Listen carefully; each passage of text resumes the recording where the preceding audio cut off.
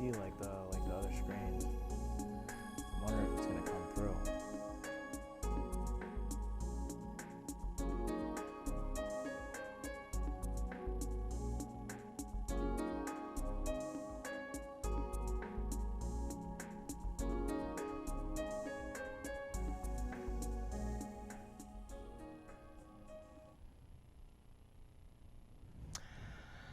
Hello folks, and welcome to, I've lost track of the numbers, so welcome to the next in the series of Dharma Outreach Dharma Talks.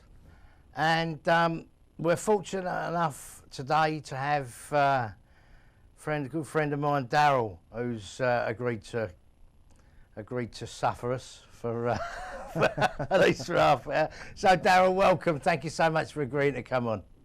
Thanks for having me. You're so very welcome. Well, I guess I'm going to start with our kind of with our generic question, which might actually be not the usual answer, because we've kind of known each other, although we've never met in person for quite some years now. Can I ask then, did Buddhist practice have any kind of place in your recovery? To be honest, no. Like I didn't actually find any of it until after I got sober. I just kind of did it all on my own. I didn't think I needed anything or anyone, and then I found like-minded people, punks, people who thought outside of the box, and people who looked at things differently. And I didn't have to go to the AAs, didn't have to do 12 steps, didn't have to do NA. It was just more, we could sit and shoot the shit. It was nice. So I kind of wish I knew it was there, when I first started, but it might have made things a little easier.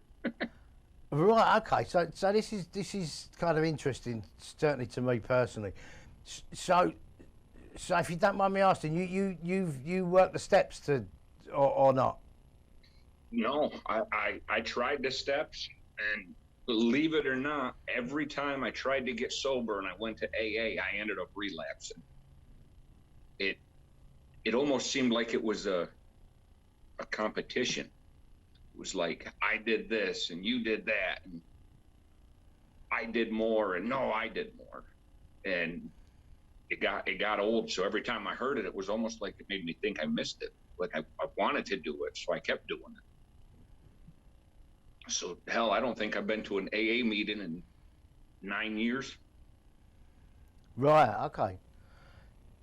So the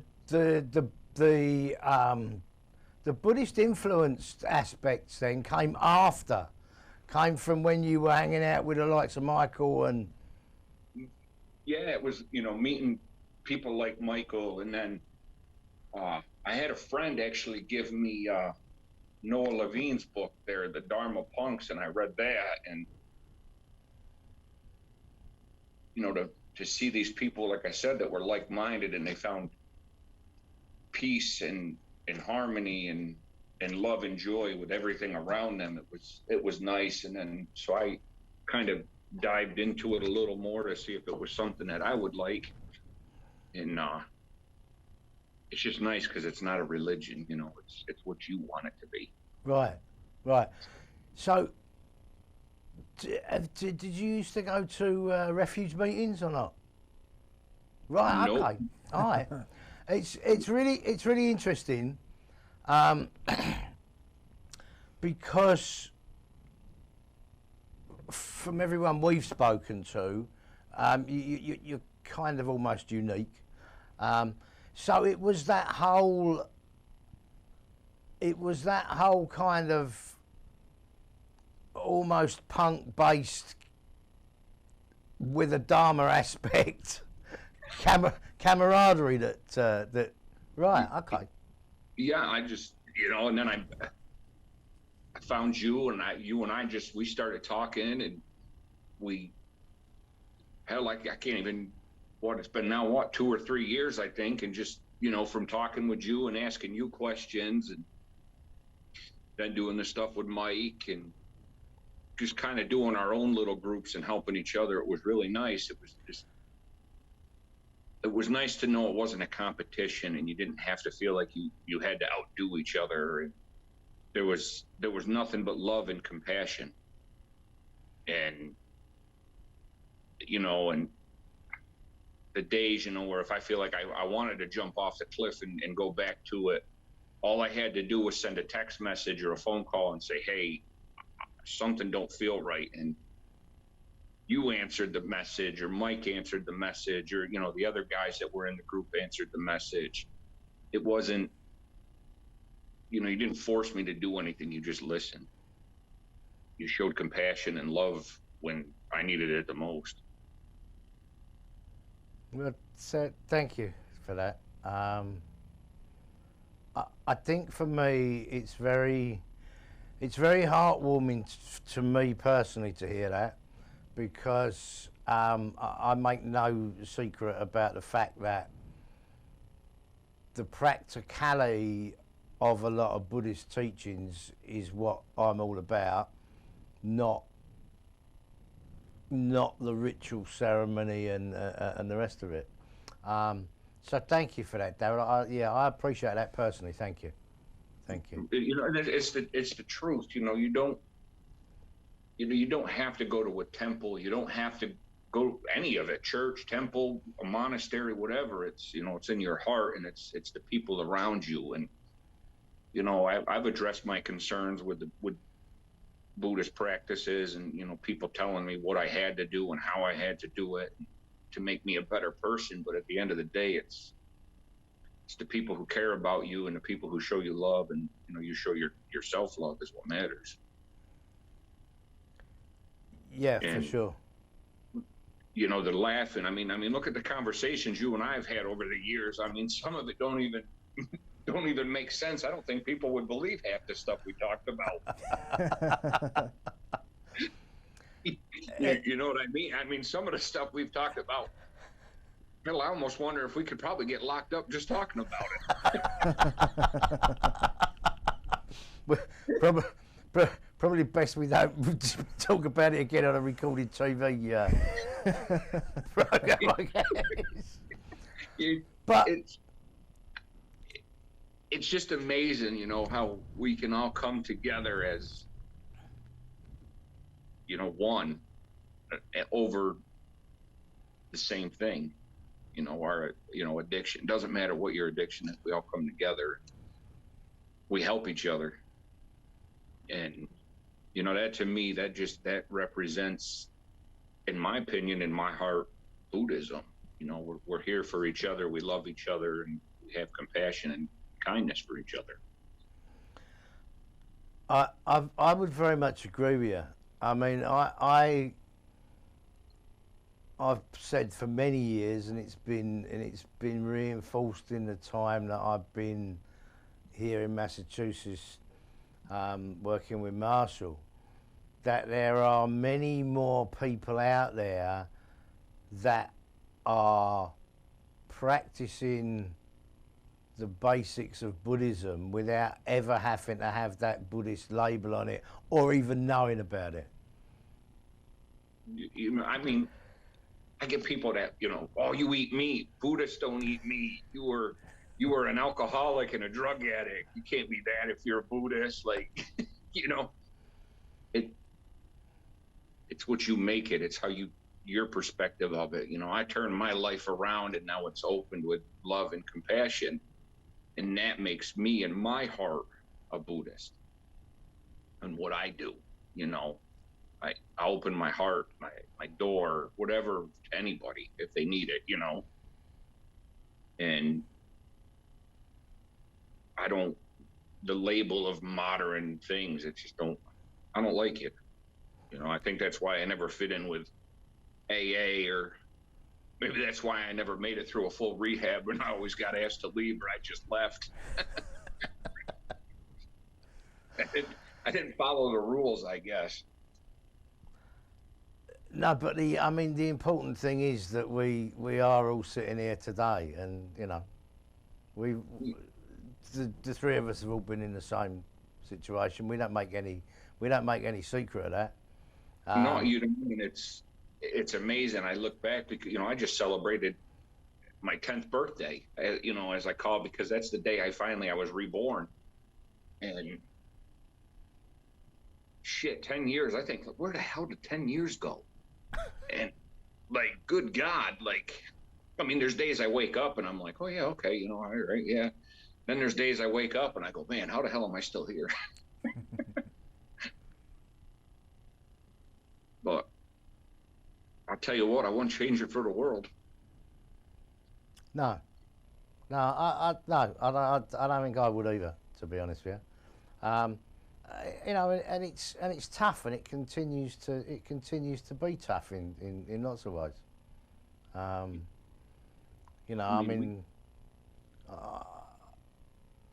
I've got, and I still get, a lot of criticism for the way I am, and a lot of that is about my honesty, and about the way I just people tell me I disclose too much. I'm too open, but I don't know. It keeps me where I need to be. What's lying going to get you? What's being a closed book going to get you? Right. Well, it comes back down to it really does. And I'm finding this a fascinating conversation, as always, whenever I talk to you. But because of the non-Buddhist Buddhist aspects,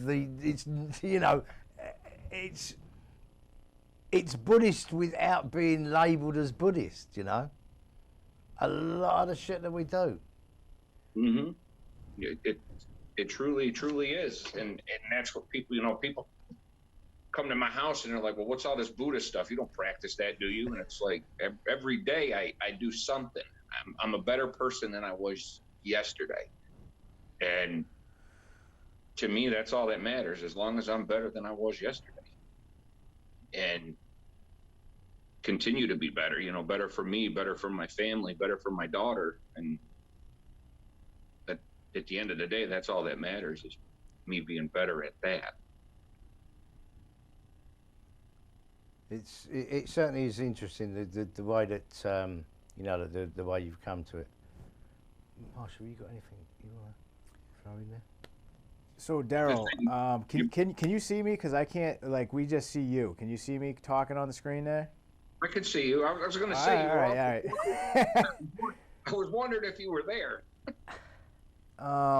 Yeah, so this is the first time I'm meeting you, and I think this is great, this relationship that you built with Sujatu, and him and I have a similar relationship, and we have similar kind of feelings about, the whole industrialized complex of American westernized Buddhism, and,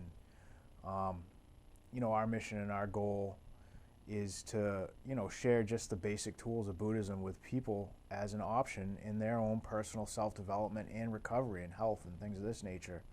And that's kind of how we all kind of vibe on that same level. And I went through the whole, since I was a kid, the whole recovery process with the 12 steps and the people telling me this, and, my recovery is better than your recovery. By the way, you got to believe in God for it to work. And, that was always those were always stumbling blocks for me, and it was discouraging. And the more discouraged I got, the more I went back out there, and the more crafty I was about avoiding getting in trouble. And my behaviors would, they exacerbated into more problematic behaviors. And ultimately, Buddhism was the thing that finally allowed me to find this recovery for myself, and finding other people that have experienced that, and being involved in this project with Sujatu, and being able to go to places and let people know that it exists, it's available if they're interested, and it's tools they can use. That's been a real privilege as a Buddhist. I might not be the coolest guy in the room or the richest guy in the room at the Western Buddhist retreat, but the one thing that we do got, and that's all of us, we got heart. And we ain't trying to convince nobody or nothing. We just is what we is. It's the truth. I mean, we are who we are, and you either like us or you don't, and we take you for who you are. And it's funny, you brought up the AA. It just made me think, they make you have to believe in God. I got kicked out of an AA meeting one time because I wouldn't pray. And the guy said, you need to pray to God. And I looked right at him and I said, God didn't get me drunk and God didn't get me sober. And the guy told me I couldn't be in the meeting with him anymore. And I remember I left, and the first thing I did, I went and drank. Oh, man. And then I meet people like, you guys, and it doesn't matter what I say, what I do. I could go in circles for hours on something, and you guys just listen. No judgment, no argument, no nothing. You just, I just met you, Marshall, and I feel like I could call you tonight and spill my guts about something if I had to, and I know you would listen. Oh yeah, please, yeah. It's something I get that constantly, so I'm always there for that. I'm hoping when this is done, I'm hoping I can get your phone number and we can start a friendship and a relationship. It's funny hearing you call him Sujato, because I call you Graham. I don't know what you want to be called, but I remember I called you Sujato, and you were like, "No, you can call me Graham. It's okay." No, I've done that for years. People, I've done that for years. I like people to, I always tell people, you can call me everything you like as long as you don't call me late for breakfast. Listen, I won't call you late for breakfast. Okay, we'll make sure we're on time. I call him Sujatu because, like, I call him by his formal monk name, is because, like, that's what he represents. Like, in my mind, he represents, like, the effort that was put forth. Like, he stumbles into things. Like, things just happen to him by accident, and, like, he's like an accidental monk, and it's hilarious to me. So I always call him formally. The first time I talked to him and he told me his story, I was like, damn, man, this can't be real. Like, you're bullshitting me. Like, you made this, you wrote everything out and you're just reading it off a script. It's like, first of all, you shouldn't even be alive, the shit you've been through. You're like better than any Motley Crue book I've ever read. Like, you need to put this out there so people can hear it, because you're the coolest monk. I mean, hands down. Like, when I tell people, I'm like, yeah, one of my good friends is a monk. They're like, what? I'm like, you should talk to him. And they're like, I thought they didn't talk. And I'm like, no, you need to talk to this monk. Like, you will truly understand what amazing this is and what you can overcome. And I thank you for that, because I still, believe it or not, and I mean, I'm at least twice a week telling that crazy story now to folks, right? I still catch myself thinking, no, I'm sure that can't actually have happened, right? But and it's a minimum of twice a week now that I tell that story. And yeah, it's crazy, and I kind of hope that I don't suggest people go off to Thailand to get off the pipe, but it's, it kind of worked for me. So I try and spin it around and say, well, it's the environment. It doesn't have to be the other side of the world, but you need to get out of that environment that's causing you all the shit you're in at the minute. So yeah, I kind of still feel the same way as you do about it. I still can't quite believe it myself. Maybe I really ought to get the book and the movie rights out there. Listen, it needs to be. You have to go in open-minded when you read this book or go watch a movie, because I'm telling you, the first time you told me you went to Thailand to get off the pipe, I was like, did he just tell me he got off the pipe and became a monk? Like, is this even possible? Like, there's no way this man just told me he got off the pipe and went to Thailand and now he's a monk. Most people, they think of a monk, you're a beanpole of a person. You walk around, no tattoos, no beard, no robes, or all robes. And here you are covered in tattoos. You moved from England to Thailand to get off the pipe, and now you are a monk. Like that right there, it just needs to be your title. And Off of the course, pipe, and become a... of course, then after 11 years in Thailand, I went to Chicago. It just doesn't seem possible. I mean, Marshall, come on. I mean, the first time you heard this, I mean, tell me, I'm not wrong. Like, your jaw was hanging on the floor, right? Yeah, so like I found, I'll tell real quick the story is I had, you know, I had a cell phone, access to a cell phone. You know, I was away on an extended vacation, and I was looking into Buddhist stuff. I was getting ready to reintegrate into society, and he popped up on like the Facebook feed, and I was reading his story, and I was looking at him with like, you know, in Thailand with like, you know, like in the monastery with the Thai people, and you know, I was fascinated. And then the more I learned, and you know, his mission to, you know, kind of share Buddhist practice with, you know, people that are out there struggling with the same stuff we struggle with, I was like all about it. So I just started following him. And then I don't know if he remembers, but when I was on the train one day, you know, just piecing my life back together, I ended up calling him. And I told him, like, you know, he'd planned on coming out here. I said, well, I'm interested in, you know, helping you and getting involved. And, you know, I think he just kind of was like, you know, he gets calls from many people. He's just another jamook just kind of reaching out, you know, with some bullshit reason or whatever. And, you know, I was serious about it. You know, like this stuff, you know, like helping people and giving people the stuff that they need to improve their lives. And in this case, Buddhist Dharma, it means a lot to me. I know because I know it works, because I've tested, tried it. It's effective. And yeah, so it's funny too. You know, we have laughs. It's enjoyable. You know, and it's fun, so you can enjoy it. Exactly, because it's different. It's not you don't have to follow a regimen. It's not. You don't have a sponsor beating something into your head saying, if you don't do step 3, it's never going to work. Okay, sure, whatever. Like to me, the book didn't work, and if it works for you, great. Like, hands down, I'm happy that it works for you because you found your niche. But this is what works for us. And I think, you know why it works is because it's controlled chaos, and that's what we're used to. I think that's a lot to do with it. I as you probably gather, I've never done well with authority of any kind. I've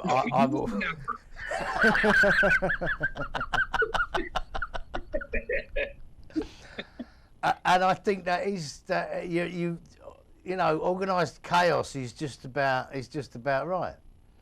And it doesn't work. It doesn't work for everyone. It really doesn't work for everyone. But it works for those folks that are kind of on the outside of the norm, you know. Exactly. I mean, 90% of us have always been outsiders. We were the skaters, the dirty punks, the people who just, we felt like we never fit in, the outcasts, the people that maybe they had a mental illness that they didn't understand, you know. And then you put us all together, and it's like, holy shit, we all fit together. Like we're a tornado, and we all come together, and this is wonderful. And to find people that feel that same way you feel, and basically all their cylinders fire the same way, and you know that they have your back and you have theirs, it's the greatest feeling in the world. And I love every minute of being with you guys, and you know, to share this with other people. Like, you know, I mean, I belong in other organizations, and I tell everybody, I'm not afraid. I'm not shy. I don't hide from who I am and what I am. I'm a bipolar addict, and it don't bother me. I can share that with the world now. It's the greatest thing. And if people can learn from us or call us and just talk to us, that's even better. You know, I'm not going to judge you for what you do or what you continue to do. I mean, I don't know about you. I have friends that are in recovery. They still do certain things where most people might think, you shouldn't be doing anything if you're in recovery. Well, maybe that's not their problem. Maybe it still works for them. It's maybe that's, yeah. It's everyone's recovery is their recovery. I have a big issue with anyone that says you're doing it the wrong way. if you're still alive and you're doing better than you were yesterday, what can I say? What can you say to anyone?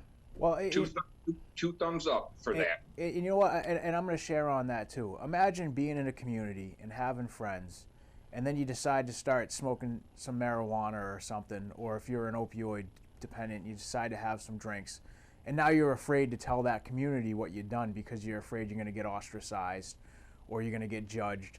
Like, there ain't none of that over here. Like, we just support each other no matter what. You know, like, I've been waiting for Sujatu to have a mental break for months now, but I'm ready to support him. I'm ready.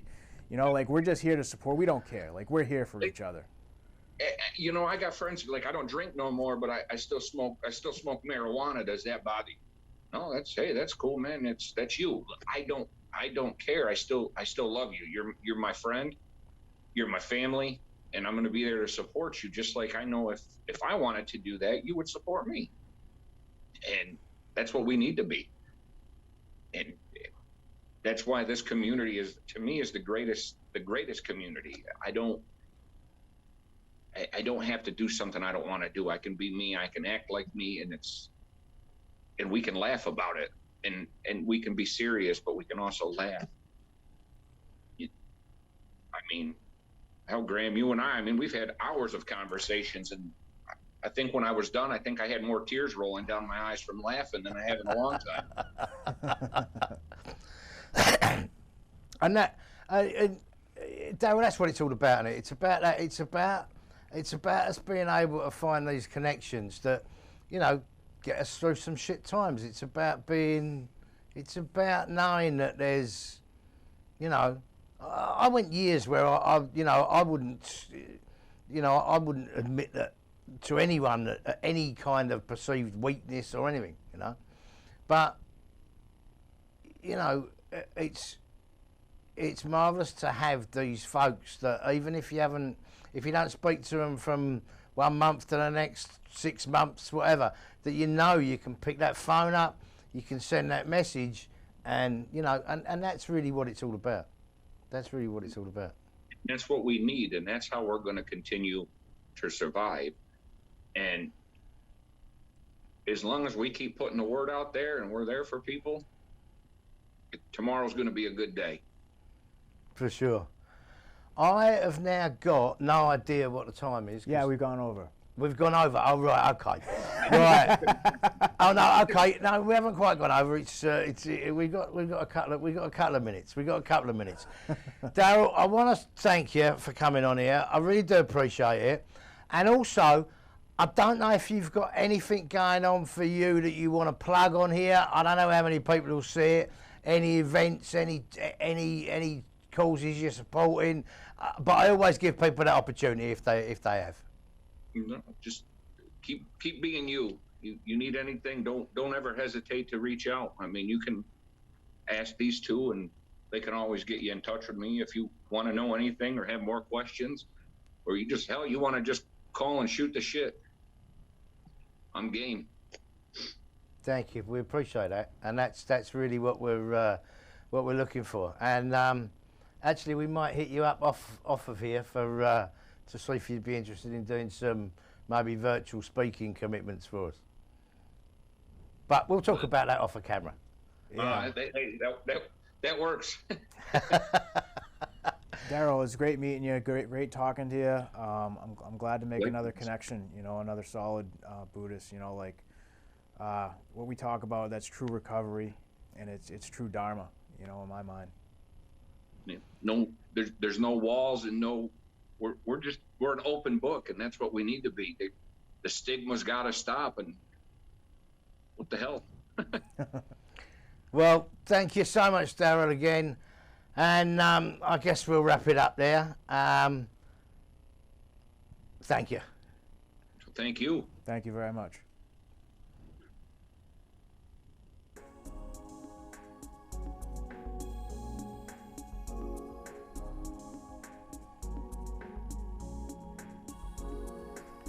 See like the other screens.